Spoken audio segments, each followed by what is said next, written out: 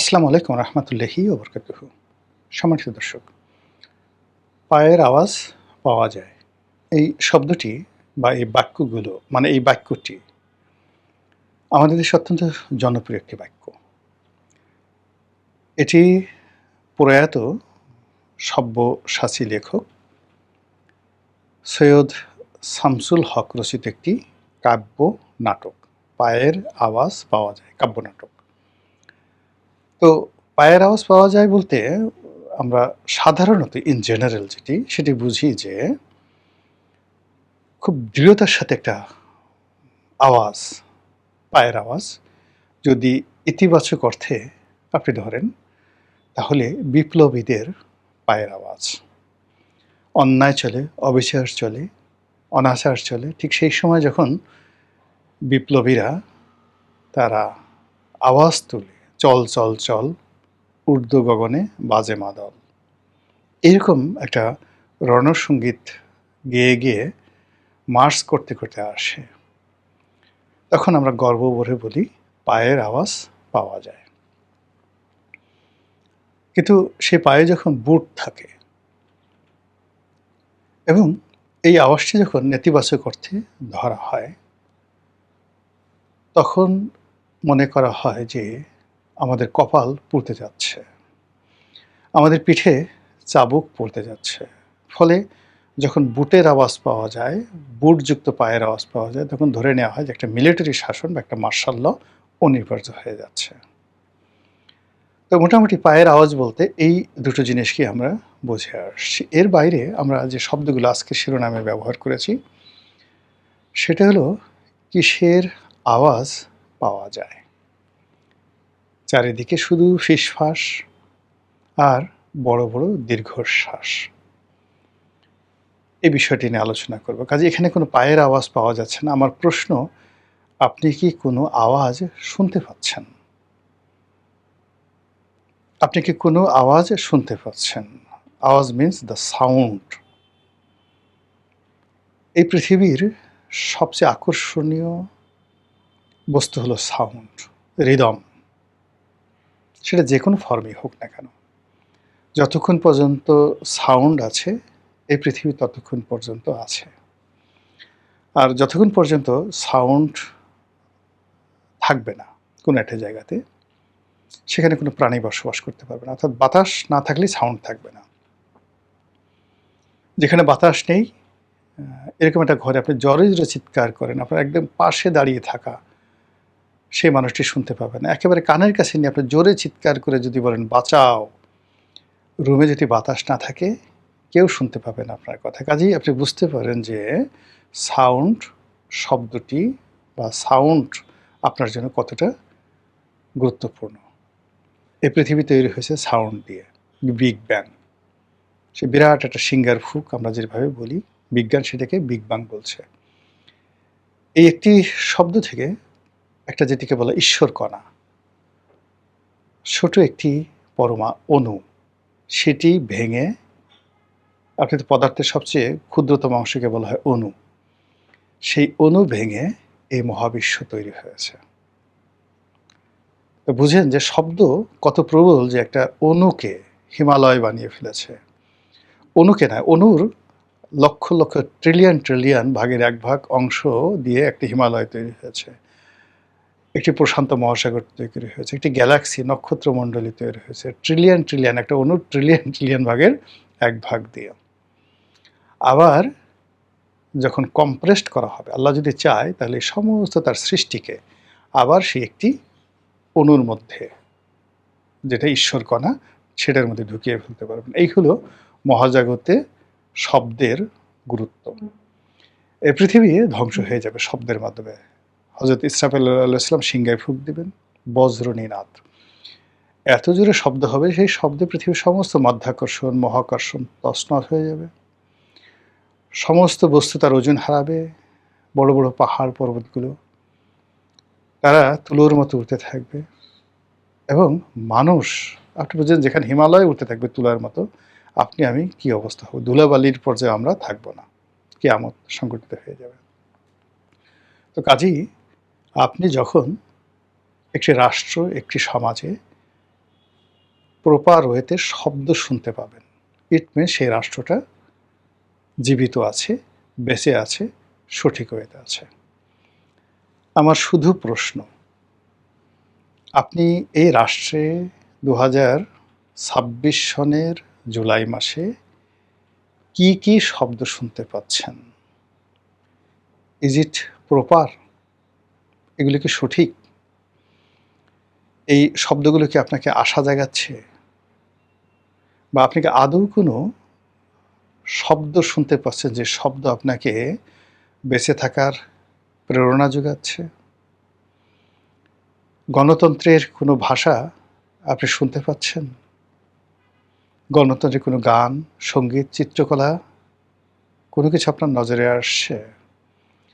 নাকি এমন কিছু শুনছেন, এমন কিছু দেখছেন যেগুলো আপনাকে প্রতিটা মুহূর্তে ভেলকিবাজির মধ্যে ফেলে দিচ্ছে? মনে হচ্ছে কোনো জাদুকর আপনাকে মোহাবিষ্ট করে রেখেছে। ১ মিনিট পরে কি হবে আপনি জানছেন না। এখন কি হচ্ছে আপনি বুঝছেন না। তাহলে আপনি হয়তো মাতাল হয়ে গেছেন অথবা আপনি নির্বোধ হয়ে গেছেন। আপনি মদ্যপ হয়ে পড়েছেন যে কারণে আপনার চারিপাশে যা কিছু ঘটছে আপনি কোনো কিছু বুঝছেন না। আপনি মাতালের মতো শুধু বকে যাচ্ছেন, কথা বলে যাচ্ছেন। অথবা আপনি এত বোকা, শিশু, অবোধ হয়ে গেছেন, আপনার চারিপাশে সহজ সরল সাধারণ ঘটনাগুলো ঘটে যাচ্ছে কিন্তু আপনি বুঝছেন না। দুটো অবস্থাতেই আপনি এই পৃথিবীর জন্য, এই দেশের জন্য আর অপরিহার্য নয়। কাজেই আমাদের এই দেশ থেকে কি আওয়াজ আসছে? মসজিদের আওয়াজ কেমন? মন্দিরের আওয়াজ কেমন? পাহাড়ের আওয়াজ কেমন? পদ্মা নদীর আওয়াজ কেমন?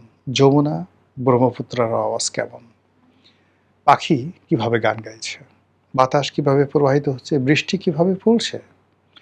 কবি কি কবিতা রচনা করছে? শিয়ালগুলো কিভাবে ডাকছে? কুকুরগুলো কিভাবে ঘেউ ঘেউ করছে? সবগুলো মিলিয়ে একটা ইকোসিস্টেম। এই ইকোসিস্টেমের উপরেই আপনার আমার জীবন, আপনার আমার অস্তিত্ব। আপনি কি এই ধরনের কোনো আওয়াজ শুনে স্বস্তি পাচ্ছেন? নদীর ঢেউ, বাতাসের শো শো শব্দ, রাজপথের স্লোগান, কবির কবিতা, শিল্পীর গান কিংবা মসজিদের আজান, কোনটা আপনাকে তৃপ্তি দিচ্ছে? আমরা ছোটকালে খুব সকালবেলা কেউ ওয়াজ শুনতাম, কেউ মান্নাদের গান শুনতাম। আমরা যখন ইউনিভার্সিটিতে পড়তাম প্রতিটা রুমে সেই রবীন্দ্রসঙ্গীত বাজত। তখন রবীন্দ্রসঙ্গীতের উপরে অন্য কিছু ছিল না। আর কবিতা, বিভিন্ন লেখকের কবিতা। যারা আধুনিক তারা পূর্ণেন্দু পত্রীর কবিতা শুনতেন, সুভাষ মুখোপাধ্যায়ের কবিতা শুনতেন, নজরুল, রবীন্দ্রনাথ, সৈয়দ শামসুল হকের কবিতা তো ছিলই। সে ৮০-র দশকের স্বর্ণালীর সময়। এখন আপনি কি শুনছেন বিশ্ববিদ্যালয়গুলোতে? কি দেখছেন সেই অপরাজেয় বাংলার পাদদেশে, বটতলায়, শিমুলতলায়? কি দেখছেন সরোয়ারের উদ্যানে, শাহবাগের মোড়ে কিংবা বাংলা একাডেমির চত্বরে? এগুলোর উপরে আপনার বেঁচে থাকার আনন্দ। এখানে আপনি কি আওয়াজ শুনছেন আর কি দৃশ্য দেখছেন? এই গেল একটা পার্ট। ২ নম্বর হলো যে আপনার ভিতরে যে কথাগুলো, যেগুলো তৈরি হচ্ছে, মানুষের চিন্তা করার ক্ষমতা, কথা বলার ক্ষমতা অলৌকিক। কোনো বিজ্ঞান এখনো বের করতে পারেনি যে শরীরের কোন যন্ত্রটা থেকে আসলে কথাটা তৈরি হয়। এই যে আমি আপনাদের সামনে কথা বলছি, আমার শরীরের কোন যন্ত্রটা থেকে? আমরা এখন গলা, যেটাকে আমরা স্বরযন্ত্র বলি। তো এটার মাধ্যমে শব্দ তৈরি হয়। কিন্তু এই যে আমি যে ভাষাটা বলছি বা আমার এই যে অনবরত আমি শব্দ রচনা করছি, বাক্য রচনা করছি, তাল দিচ্ছি, লয় দিচ্ছি, ছন্দ দিচ্ছি, যুক্তি দিচ্ছি, বিতর্ক দিচ্ছি, এটা তৈরি হলো কোন মেশিন থেকে? এটা কি আমার দেহের মধ্যে? নাকি এটা আমার দেহের বাইরে? এটা কি আসমানে নাকি আরশে আজিমে? এ প্রশ্নের উত্তর আমরা কেউ দিতে পারিনি।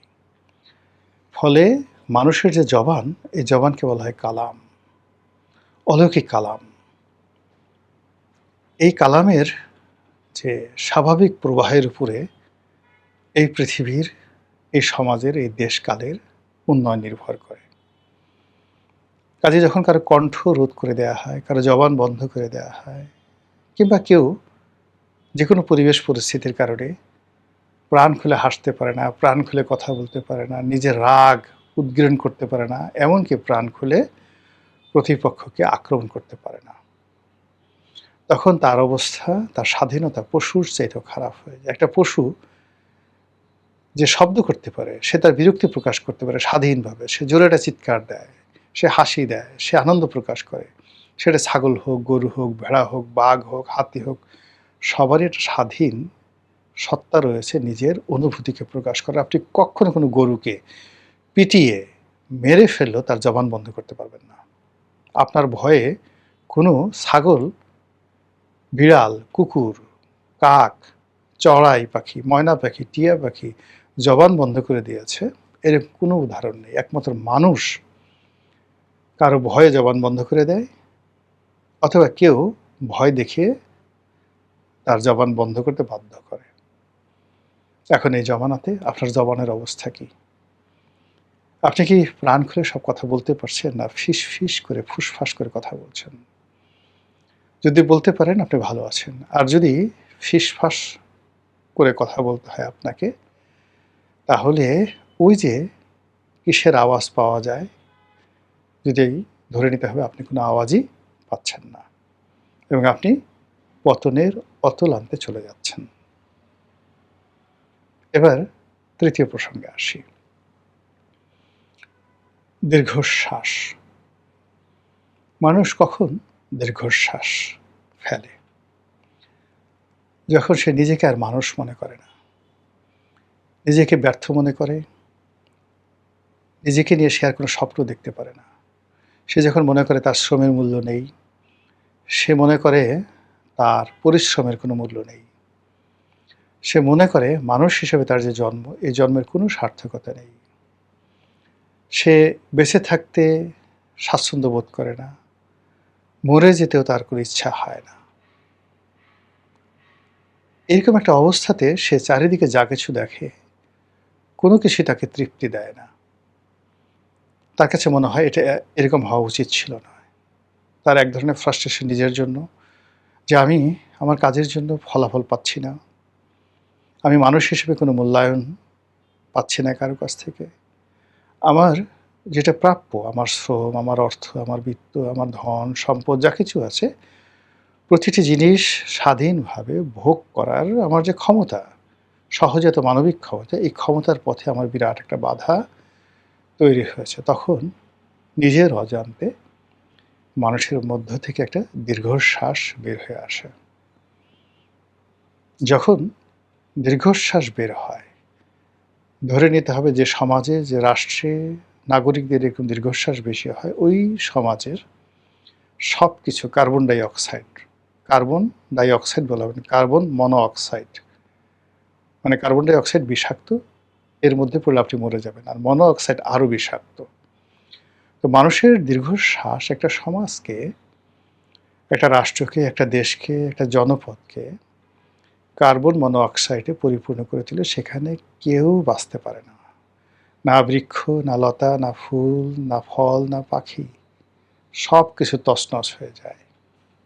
সেই দিক থেকে এখন এই বাংলায় আপনি কি দীর্ঘশ্বাস ছাড়ছেন, নাকি প্রাণ খুলে বলছেন আলহামদুলিল্লাহ আলা কুল্লি হাল? আল্লাহ, শেখ হাসিনার ১৫ বছরের দুঃশাসন গেছে, আওয়ামী লীগের কর্তৃত্ববাদী শাসন গেছে, ছাত্রলীগ গেছে, যুবলীগ গেছে, তুমি আল্লাহ আমাদেরকে শেখ হাসিনার পরিবর্তে রাষ্ট্রনায়ক তারেক রহমান সাহেবকে দিয়েছ।